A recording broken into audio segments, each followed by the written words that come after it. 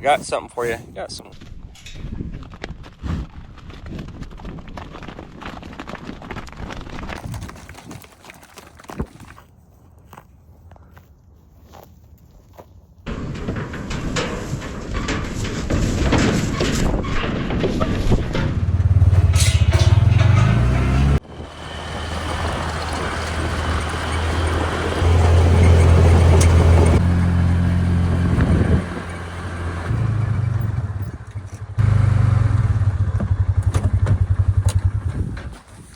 Good morning. You guys ready? I know you've been waiting a long time. You've been sort of patient. Huh? I got something for you. Got some crusties on you, big boy. Hey guys, welcome back to Cross Timbers Bison. It's been a long time coming. The Big Joe herd finally gets to reap the benefits of a cover crop that we planted last October in 2024. Today's the day. We're pulling the trigger. We're gonna let them in our cover crop in pasture 1. This cover crop has gone insane here in the past couple weeks. The inputs, the time, the money, hopefully it has paid off. And most of all, for those guys right there. All right, y'all.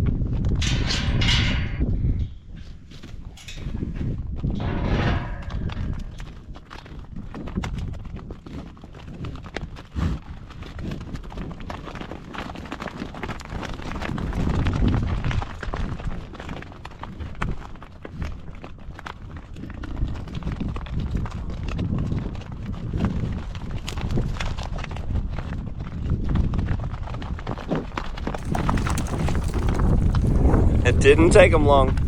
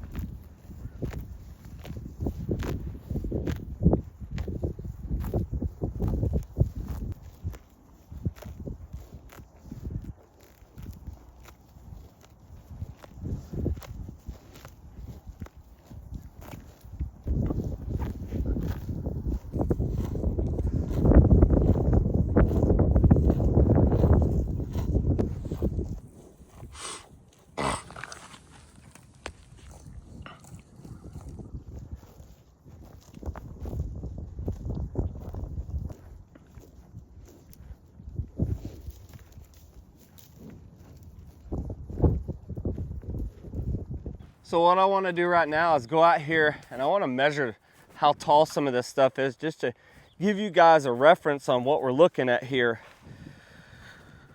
So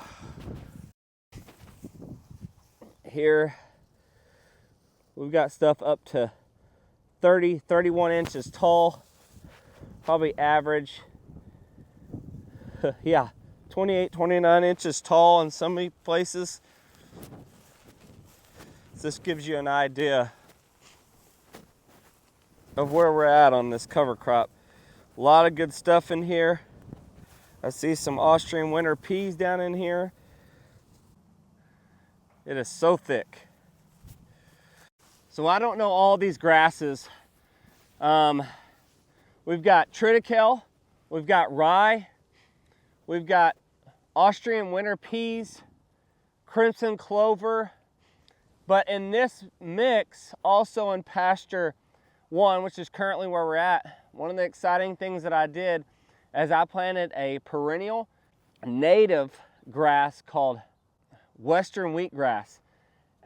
It is a cool season, a spring native grass, but I wanted to try to do something different to throw in this mix. The native seeds are much more expensive than these cool season mixtures. So we've got some legumes in here, we've got some grasses, and it has just absolutely exploded. It's time to start consuming this cover crop. This is actually probably too tall, but hopefully they come through here, nip some of this, and the idea is we want some of this stuff to seed over, especially is the western wheatgrass. That's really what we want. But other than that, this is great forage. It's great for the soil. Right in here, the reason it's so dense and thick and luscious right now is because this is where our lateral lines were. And so it was bare. We mixed the soil around when you run the auger, and we were doing the backhoe. So this soil was mixed a couple years ago, and we come through and laid this cover crop on here, and it's just been doing fabulous. So you had a lot of bare ground, probably 30 feet wide. This is beyond what I thought it would be. It's so much cover, it's crazy. So really good stuff. Big Joe herd will be up here really soon, and they'll start eating all this. I wish the whole pasture looked like this, but unfortunately it doesn't. But this is a start right here, using cover crops. This is great. Way better than having bare ground. Let's take a look inside here and see what all we got going. Yeah, see, looky there. These are gonna be peas, looks like to me. Oh yeah, look at that. Oh. The Austrian winter peas. It's great.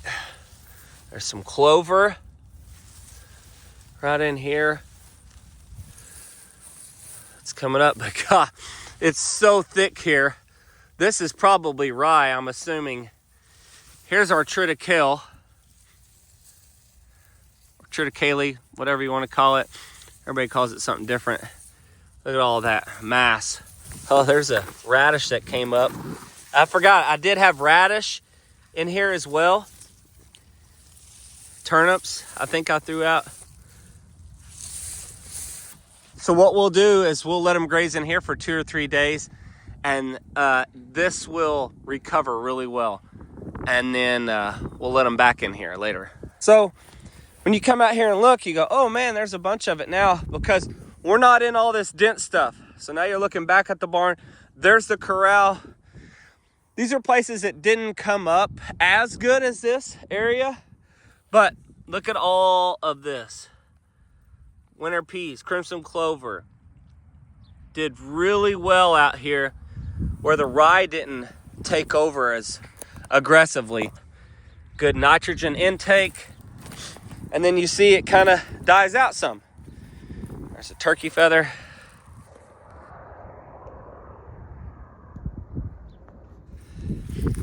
It's just sporadic.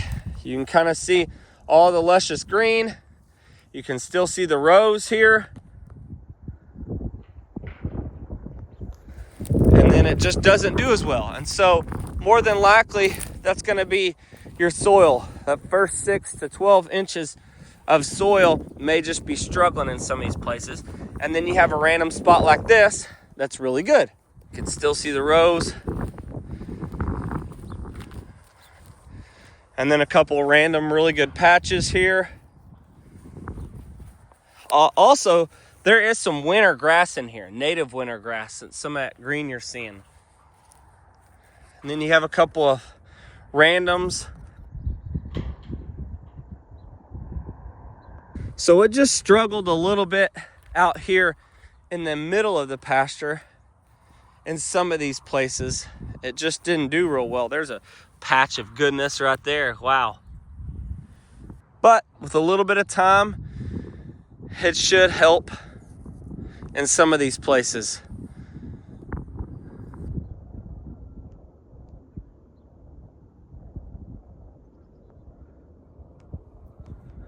Here's some of the bare ground that we don't want. We were able to cover a lot of it up. So this is an idea of what you don't want here. But for the most part, this is all really, really good.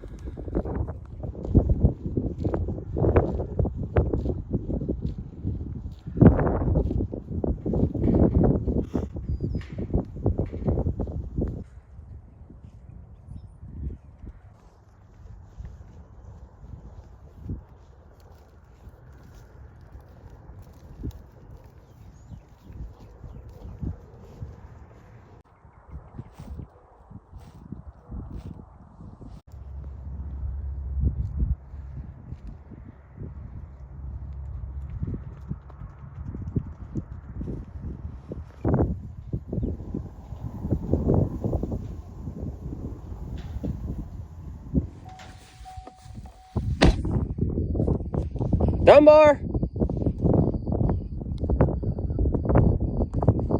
Dunbar! See if I can get his attention. Feed bin's out of feed.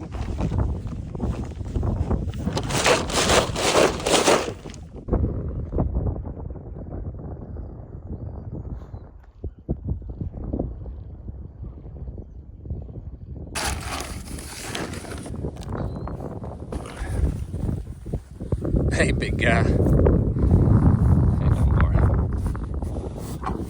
Oh!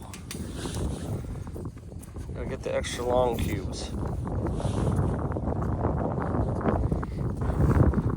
There you go.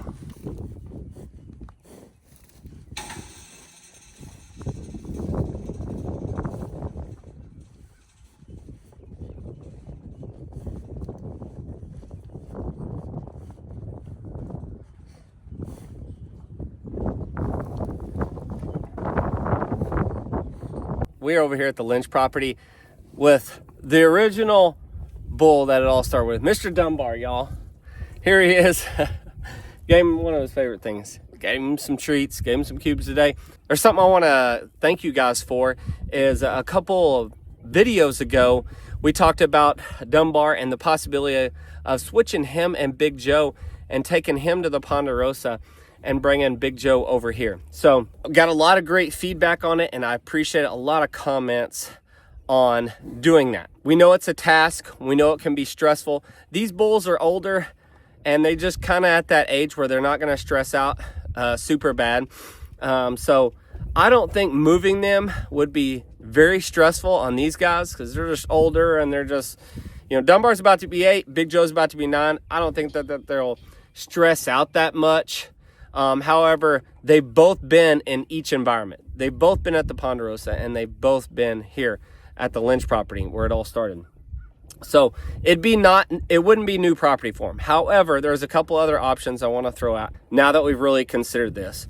One of the things is we just think, honestly, across the board, breeding wise, genetics wise, conformation wise, as a bison producer, whether it's sheep, goats, cattle, horses, breeders have to make choices on that.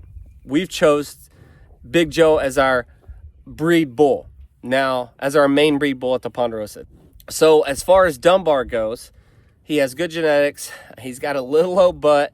He's shorter, but he's actually taller than Big Joe, if you guys didn't know that or not. So those things that you might not know about breeding wise, wherever, you know, it's genetics or you're into conformation, we look into all of that. So that's one of the reasons why we chose Big Joe as our kind of our main primary breeding bull for most of our females. So you got to kind of look at it conformation wise. And what that means is Big Joe is long. He's got some bud on him. And then you've got Dunbar. He's not as long as Big Joe. He's got a shorter frame, but he's deeper from the brisket right here in the chest to his hump. He's actually taller than Big Joe, like I mentioned earlier. So you've got to kind of look at the conformation of these animals and what you want to do. So what that means for Dunbar is we could pair him with longer bodied females to try to take out that dominant trait of him being short. And he has a little butt. So we could put him with a longer female with a bigger butt and try to have the kind of ideal bison that we are desiring here as far as breeding traits and conformation goes. With Big Joe, he's longer, and so you can make up with just a typical length female. She doesn't have to be long. She could be short, and then you could get the length out of Big Joe. All of those things to really look at and weigh when you're looking at your breeding program. And those are all the things that we consider when talking about breeding, conformation, how the animal looks, and genetics wise what you want. Depends on each breeder. Each rancher is different. Doesn't matter if you're cattle, horses, goats, sheep. Everybody's different, and everybody has their own ways of doing things. And that's how we're analyzing it.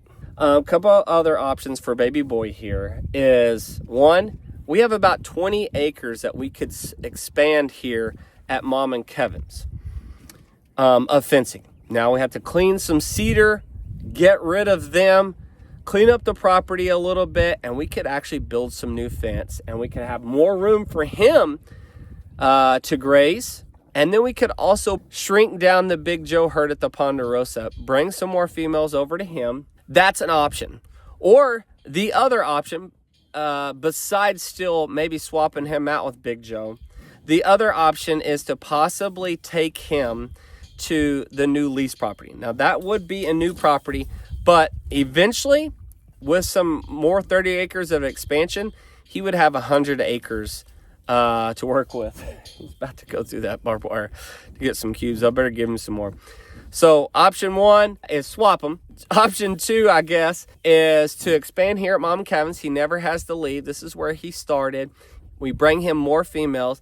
And then option 3 is to take him to the lease property, and he could have basically 100 acres to himself with some more females over there. Currently at the Willis lease, just about 12 minutes from the Ponderosa, there is 4 females over there right now. So you guys let us know what you think about options now that we just really kind of considering everything on our breed program, land, and all of that. We've got really about 3 options now. So we appreciate your comments. Leave it below. We know you guys love him. I love him. He's a baby boy. We, of course, want the best for him. He looks great right now.